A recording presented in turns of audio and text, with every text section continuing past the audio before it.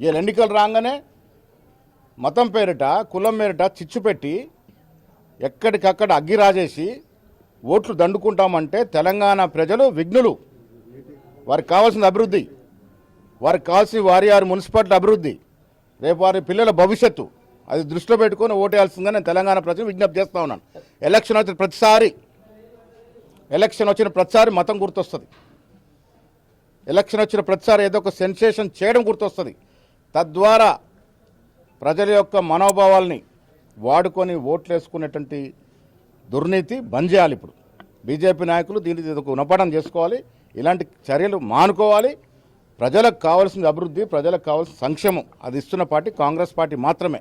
అందుకే ఇవాళ ఈ రాష్ట్రంలో 90% పైన మున్సిపాలిటీలో కాంగ్రెస్ గాలి వీస్తూ ఉంది. ప్రజలకు కూడా అర్థమైపోయింది. బీజేపీ వాళ్ళు వచ్చి దేవుడు మతం తప్ప ఇంకా చేసేదేమీ లేదు, మా కుటుంబాల్లో ఒరిగేదేమీ లేదన్న మాట వాస్తవం అర్థమైంది కాబట్టి కాంగ్రెస్ వైపు ఉన్నారు. పవన్ కళ్యాణ్ వచ్చి ప్రచారం చేస్తాడు అని చెప్పి బీజేపీ చెప్తున్నారు.